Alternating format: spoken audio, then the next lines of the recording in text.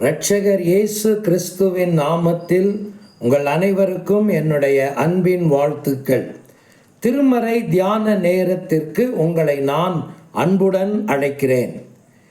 எவ்விதமாக சாமுவேலினால் கடவுளுக்கு ஏற்ற ஒரு பிரகாசமான வாழ்க்கையை வாழ முடிந்தது? கடவுள் நம் ஒவ்வொருவரையும் இந்த உலகத்திலே இருளில் பிரகாசிக்கும் மனிதர்களாக இருக்க வேண்டும் என்றே நம்மை அழைத்திருக்கிறார். அதுதான் கடவுளின் விருப்பம். எப்படி இது சாமுவேலின் வாழ்க்கையிலே நிறைவேறினது? அவர் நமக்கு என்ன முன்மாதிரிகளை வாழ்க்கையிலே வைத்து போயிருக்கிறார் என்பதைத்தான் நம்முடைய தியானங்களிலே நாம் கவனித்து வருகிறோம். இன்றைக்கும் நம்முடைய கவனத்தை 1 சாமுவேலின் புத்தகம் 15ஆம் அதிகாரத்திலே நீங்கள் மறுபடியும் 34வது 35வது வசனங்களுக்கு திருப்பிக் கொள்ளுங்கள்.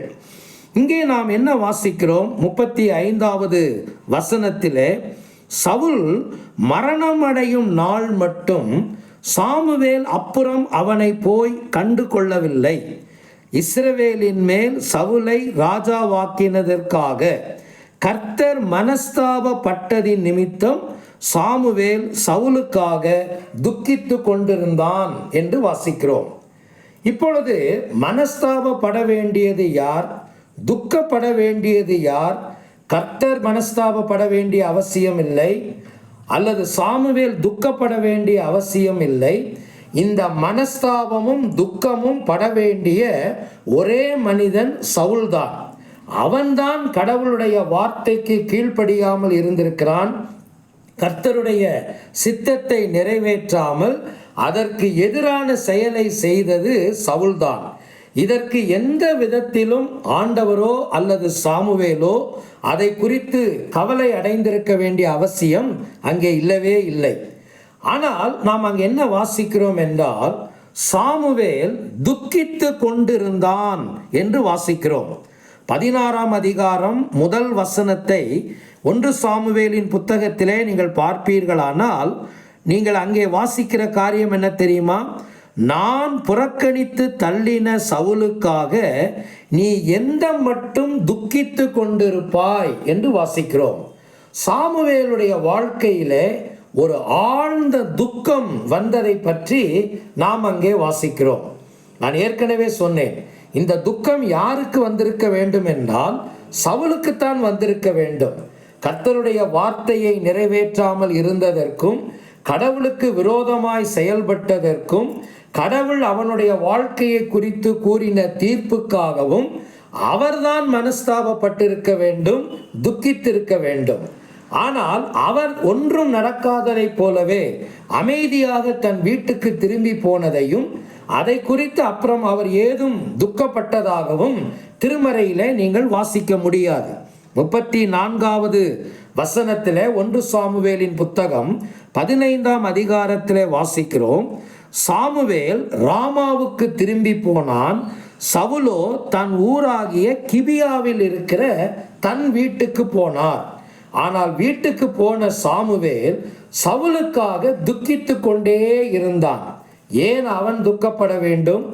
ஏன் சாமுவேல் இதற்காக தன்னுடைய வருத்தத்தையும் வேதனையையும் தெரிவிக்க வேண்டும் என்றால், இப்பொழுது நம்முடைய கரத்தில் இருக்கிற இந்த பவர் மொழிபெயர்ப்பு 35வது வசனத்தை நீங்கள் பார்ப்பீர்களானால், சவுலை இஸ்ரவேலின் மேல் ராஜாவாக்கினதற்காக கர்த்தர் மனஸ்தாபப்பட்டதின் நிமித்தம் சாமுவேல் சவுலுக்காக துக்கித்து கொண்டிருந்தான் என்று வாசிக்கிறோம்.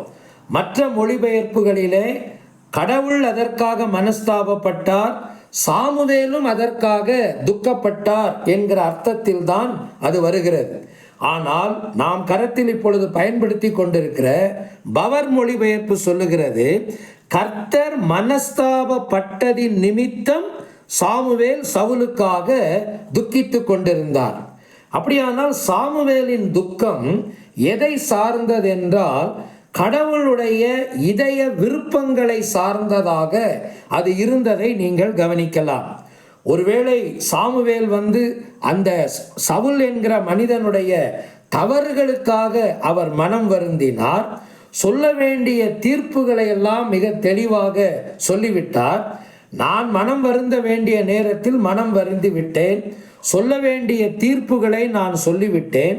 இனி எனக்கென்ன என்று இராமல் கடவுளை பாதித்த ஒரு விஷயம், கடவுளுடைய மனதையும் அவருடைய சித்தத்தையும் பாதித்த ஒரு விஷயத்தை சாமுவேல் சாதாரணமாக அவர் எடுத்துக்கொள்ளவில்லை. எனக்கென்ன, நான் என் வேலையை மட்டும் செய்வேன் என்ற நிலையில் இருக்கவில்லை. கடவுளின் நாமத்தை பாதித்த ஒரு விஷயம் அவரையும் பாதித்தது. கடவுளுடைய வேதனையை அவராலேயும் உணர முடிந்தது என்பதைத்தான் நீங்கள் இங்கே பார்க்க முடியும். இறைமக்களே, கிறிஸ்தவ வாழ்க்கையிலே நீங்கள் எத்தனை ஆண்டுகள் அனுபவம் உள்ளவர்களாய் இருந்தாலும் உங்களுடைய இதயம் கடவுளோடு இணைந்து செல்லுகிறதா? அவருடைய பாரம் உங்களுடைய பாரமாகவும், அவருடைய சிந்தை உங்களுடைய சிந்தையாகவும், அவருடைய ஏக்கங்கள் நம்முடைய ஏக்கங்களாகவும் இருந்தால் ஒழிய ஒருபோதும் நான் கடவுளுடைய மனிதனாக உலகத்திலே பிரகாசிக்க முடியாது. இதைத்தான் சாமுவேல் நமக்கு வெகு தெளிவாக சொல்லிக் கொடுக்கிறார். கர்த்தர் மனஸ்தாபப்பட்டதின் நிமித்தம் சாமுவேல் துக்கித்துக் கொண்டிருந்தான். நான் ஏற்கனவே சொன்னேன், சவுளுடைய காரியங்கள் மன வருத்தத்தை ஏற்படுத்தினாலும் அதற்காக கடவுளுக்கு ஏற்பட்ட ஒரு பாதிப்பை தான் தன்னுடைய பாதிப்பாக சாமுவேல் எடுத்துக்கொண்டான். இந்த உலகத்தில் நீங்கள் நிர்விசாரிகளாக இருக்கிறீர்கள் என்பதற்கு ஒரே ஒரு அடையாளம் தான் இருக்க முடியும். கடவுளை வேதனைப்படுத்தக்கூடிய காரியங்கள், கடவுளின் நாமத்தை கீழே கொண்டு வரக்கூடிய காரியங்கள், அவருடைய நாமத்திற்கு அவப்பெயர்களை உண்டாக்கும் விஷயங்கள் நம்மை சுற்றி நடக்கும்போது அதை குறித்த எந்த விதமான உணர்வையும் வெளிப்படுத்தாமல் நீங்கள் உங்கள் போக்கிலே மாத்திரம் போய்கொண்டு இருப்பீர்களானால் நம்முடைய நிர்விசாரத்தின் மிக தெளிவான அடையாளம்தான் அது. கடவுளுடைய இதய பாரத்தை நாம் உணர்ந்திருக்கவும், அவருடைய சித்தத்தை நாம் அறிந்திருக்கவும் பழக வேண்டும். அவருக்கு சந்தோஷமானதுதான் நமக்கு சந்தோஷமானதாக இருக்க வேண்டும். அவருக்கு பாதிப்பை ஏற்படுத்தும் காரியங்களை நானும் பாதிப்பாகத்தான் பார்க்க வேண்டும்.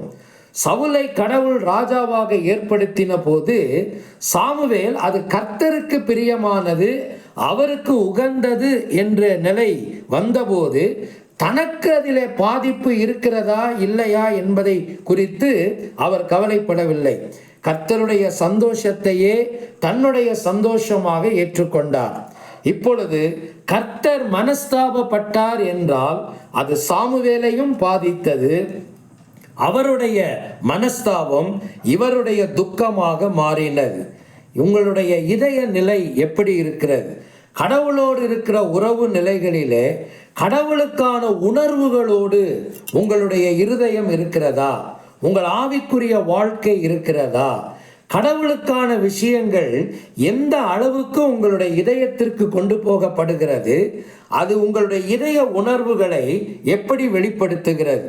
கடவுளுடைய பக்கத்திலே நீங்கள் நிற்காமல் எதிர் உணர்வுகளை வெளிப்படுத்தும் பக்கத்திலே நின்று கொண்டு நீங்கள் போராடி கொண்டிருப்பீர்களானால் தவறான போராட்டத்தை தான் நீங்கள் போராடுகிறீர்கள். உங்களுடைய ஆவிக்குரிய வாழ்க்கை கடவுளுக்கு உகந்ததல்ல. என்னை சுற்றிலும் நடக்கிற அக்கிரமங்கள், என்னை சுற்றிலும் நடக்கிற அநியாயங்கள், என்னை சுற்றிலும் நடக்கிற தீமைகள், அதை குறித்து நான் என்ன செய்ய வேண்டும்? எல்லாவற்றையும் தடுத்து நிறுத்திவிட முடியாது. ஆனால் அதற்கான ஆழ்ந்த துக்கமும் மனஸ்தாபமும் வேதனையும் எனக்குள் இருக்க வேண்டும். அப்பொழுதுதான் நான் தேவ சமூகத்திலே அமருவேன், அவைகளுக்காக நான் ஜெபிப்பேன்.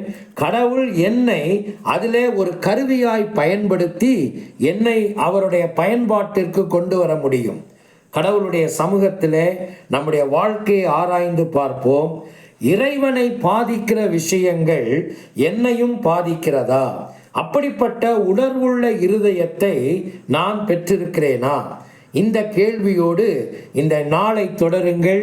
இறை ஆசீர்வாதம் உங்களோடு கூட நிலைத்திருக்கட்டும். ஆமென்.